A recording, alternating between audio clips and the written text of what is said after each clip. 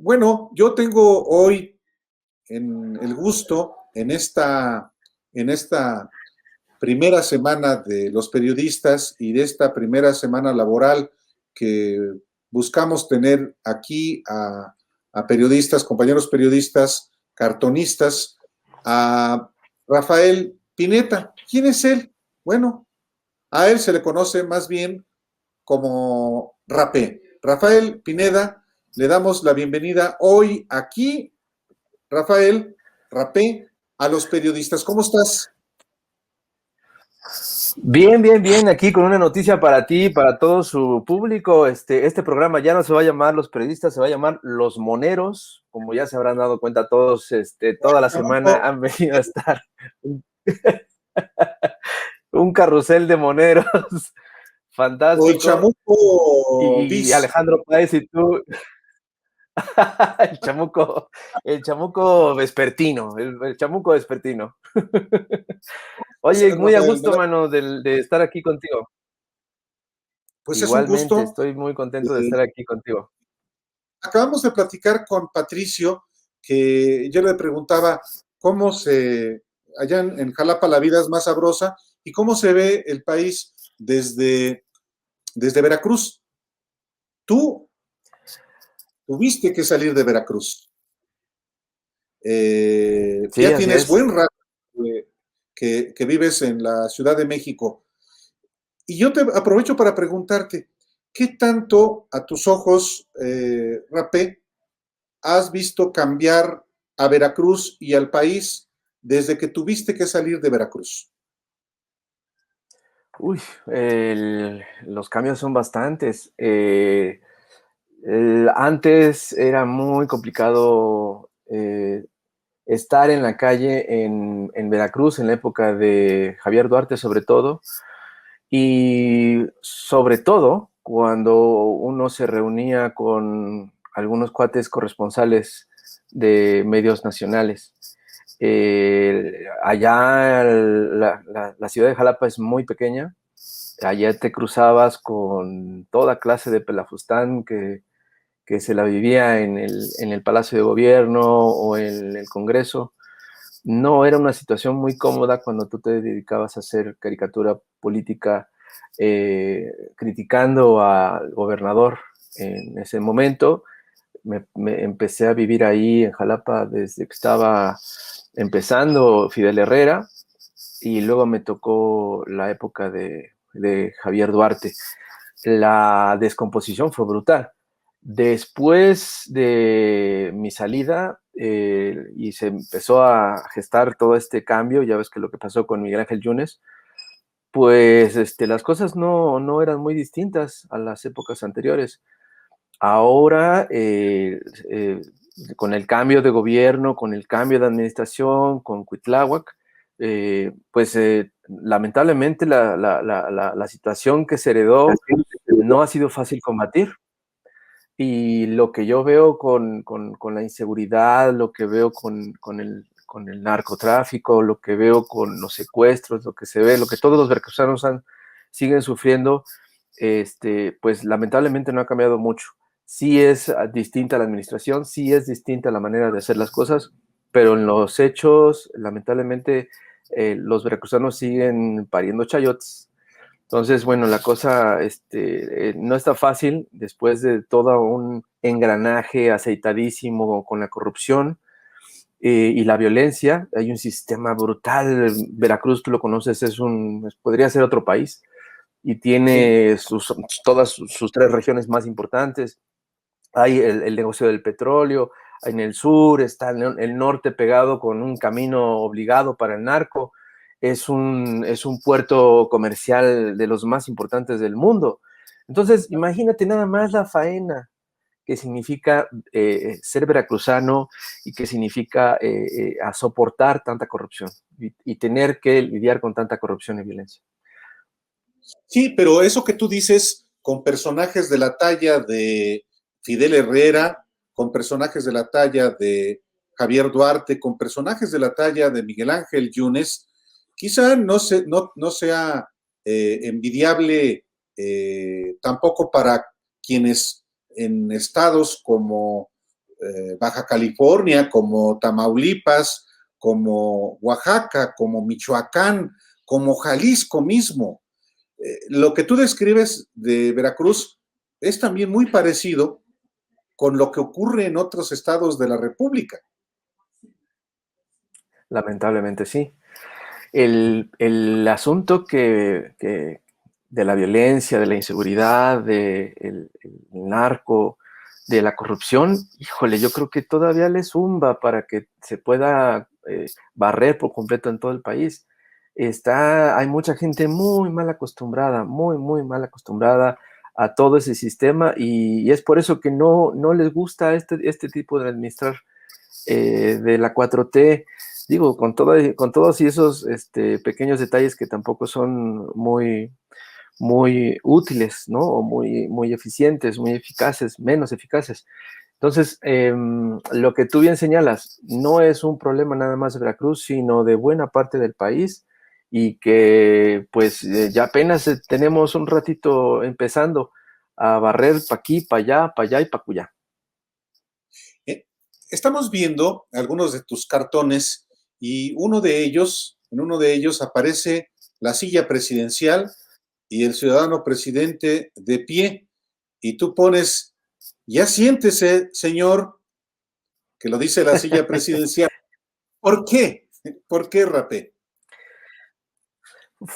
Ese cartón fue hecho poco antes de que tomara posesión Andrés Manuel, el presidente, era presidente electo, y pues nosotros, bueno, muchos nos dimos cuenta de que ya estaba trabajando ya está trabajando desde hace más de 20 años, pero vaya, ya como presidente electo, como ya le urgía sentarse en la silla, ya le urgía tomar las riendas y ya se notaba que ya estaba trabajando de sol a sol con todo su equipo y yo en ese momento estaba yo muy contento de verlo así, de verlo trabajar y pues usé una frase que se usa mucho ya en las redes, del ya siéntese señor de manera despectiva, yo la quise usar en sentido contrario, de pues ya siéntese porque pues hay que trabajar.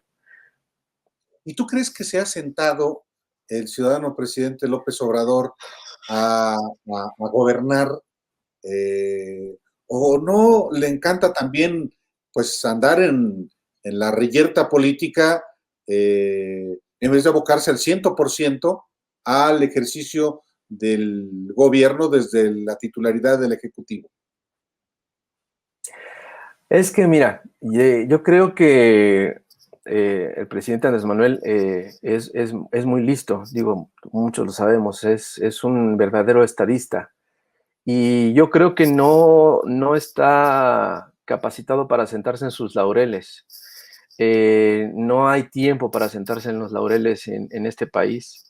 Y si hay algo que yo admiro de él es precisamente esa jiribilla por estar del tingo al tango, peinando otra vez el país y no perder contacto con la gente que está al ras del suelo, a la banqueta, en el monte, en la selva, en el bosque, a pesar de muchos problemas, a pesar de muchos riesgos, a pesar de que sí, creo que a veces se necesitan unos cuantos 5 clones de Andrés Manuel para que este país medio funcione, porque con esta situación que hay con algunos delegados no es suficiente.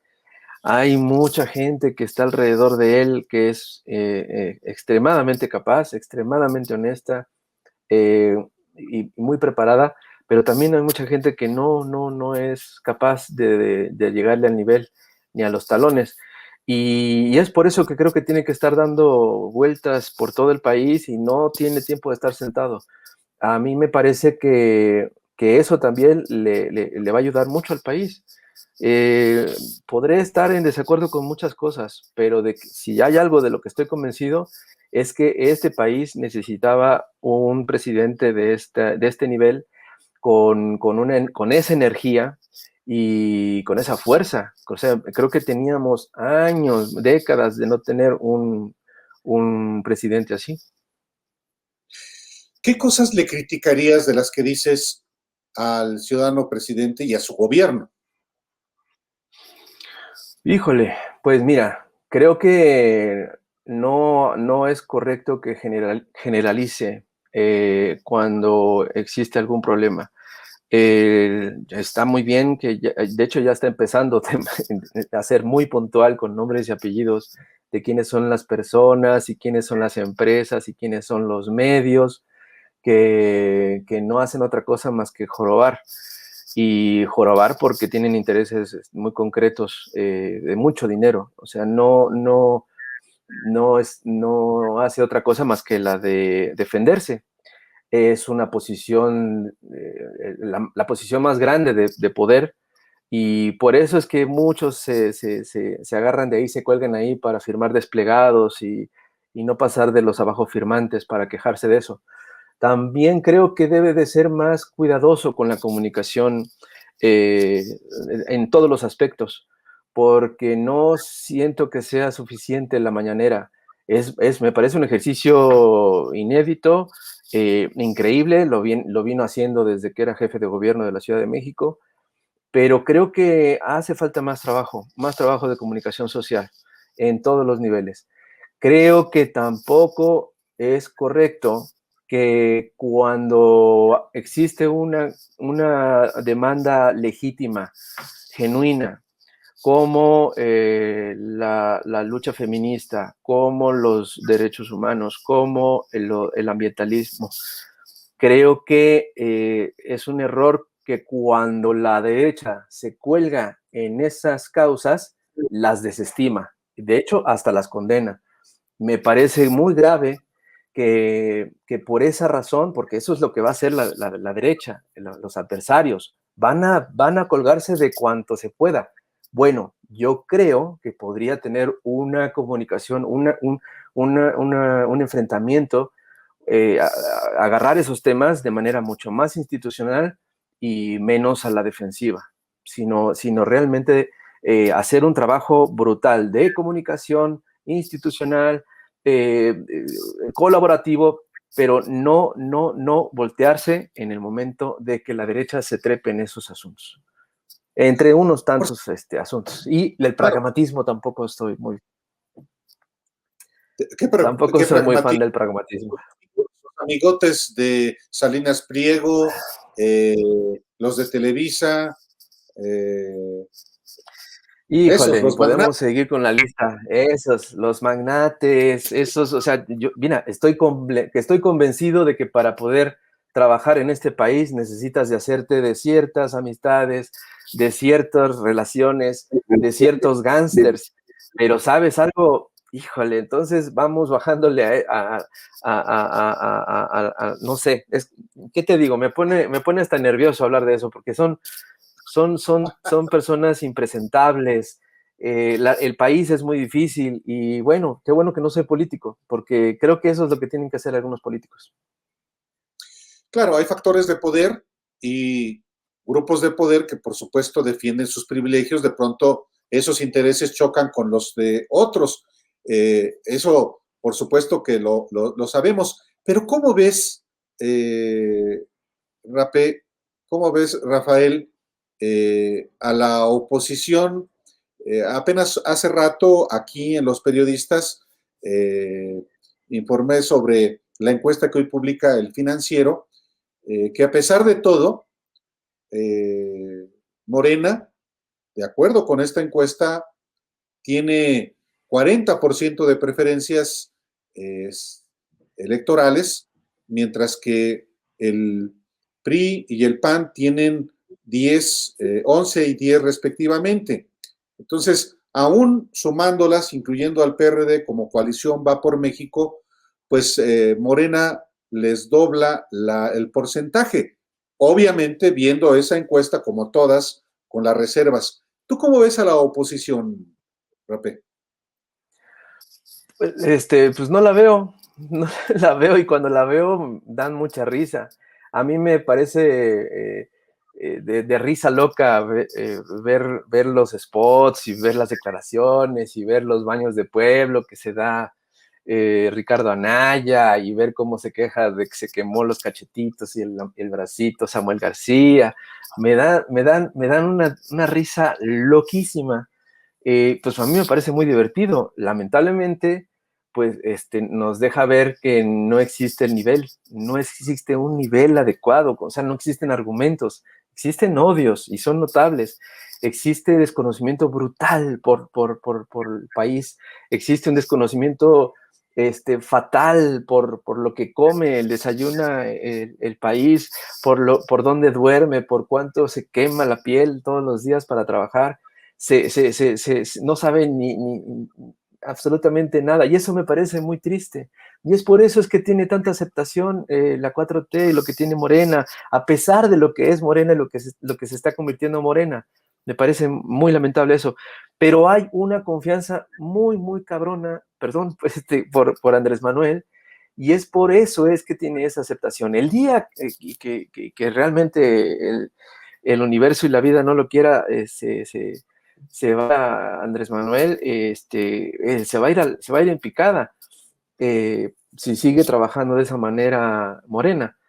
Pero estoy convencido de que se necesitan personas honestas, se necesitan personas preparadas, se necesitan formar más cuadros. Lo que hace el Instituto de Formación Política de Morena, dirigida por Rafael Barajas el Fisgón, el querido Fis, me parece indispensable. Lamentablemente no se pueden preparar cuadros en 2 años, en 3 años, ¿no? En 5 menos, o sea, son generaciones enteras. También creo que pues hay figuras, hay nuevas generaciones que están dándole bastante duro para adelante, pero también yo no estoy de acuerdo con estas figurillas de reflectores, estas cosas a mí no me gustan mucho. Entonces, creo que pues ahí va la cosa, ¿no? Lo que te puedo decir es que me da mucho gusto de que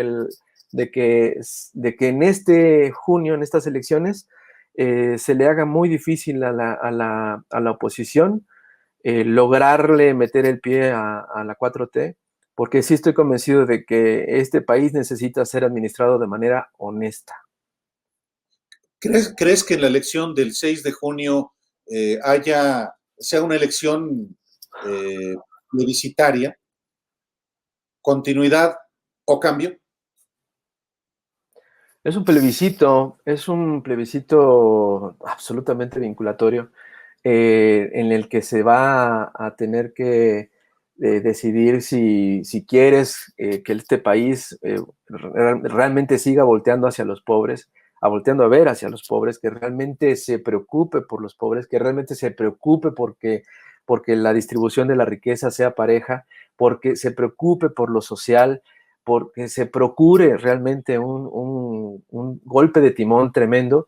Lo malo es que tenemos un chingo de anclas, ¿no? Y esas anclas son la corrupción y son muchos burócratas y son mucha gente mal acostumbrada a la corrupción y mucha violencia. O sea, este barco no va a zarpar solo, necesita buenas velas, necesita buenos marineros, necesita buenos capitanes de cubierta. O sea, no nada más se puede manejar un barco con el timón, se necesita de buenos marineros, de buena tripulación, y la gente tiene que decidir eso. O sea, hay mucha gente, te digo, mal acostumbrada a la cascadita de la corrupción, de ponme donde hay y yo me ocupo del resto, ¿no?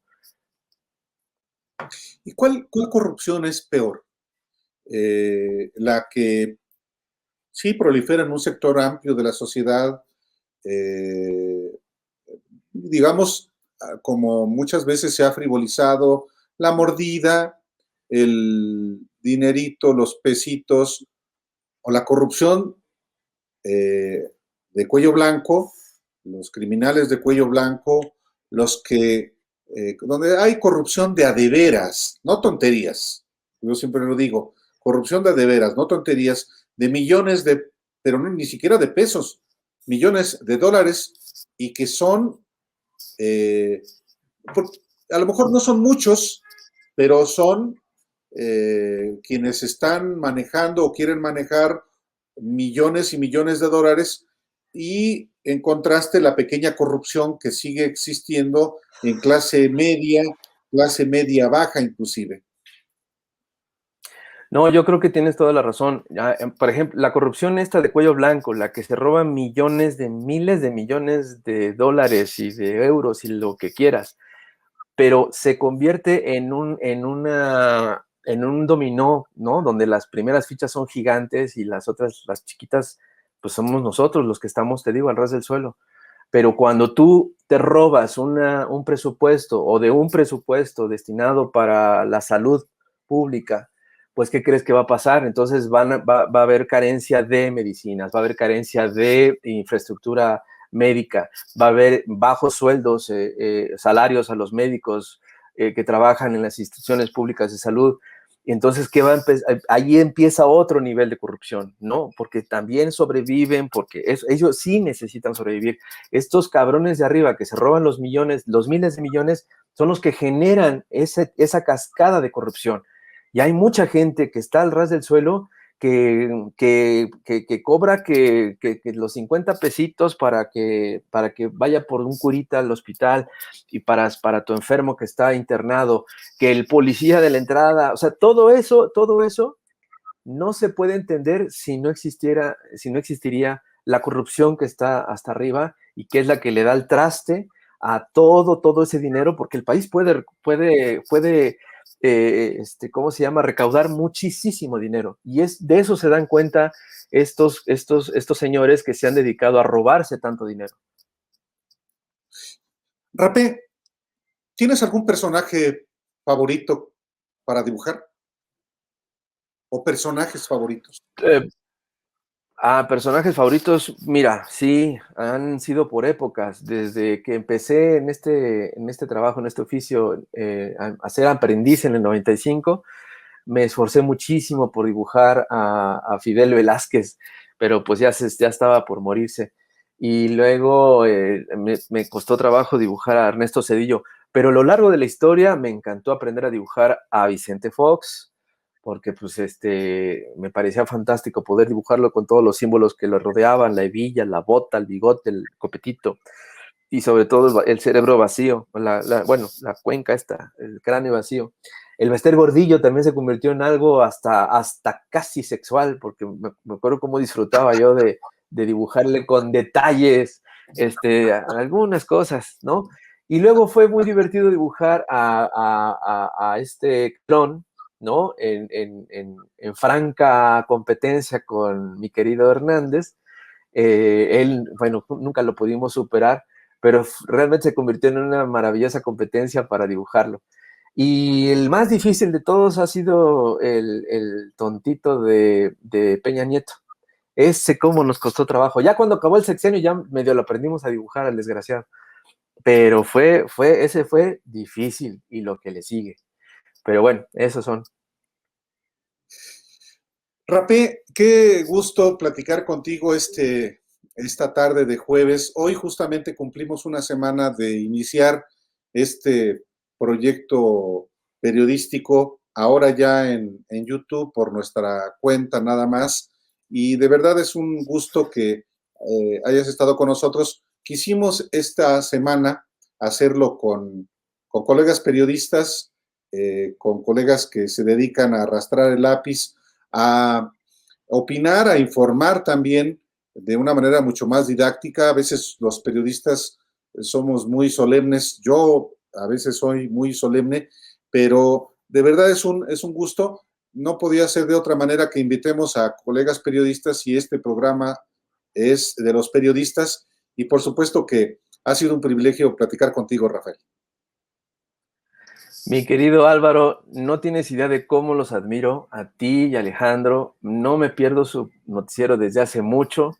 No le digan a mis compas de la casa donde trabajo, pero no me los pierdo. Me dan el norte que Ya saben, necesito y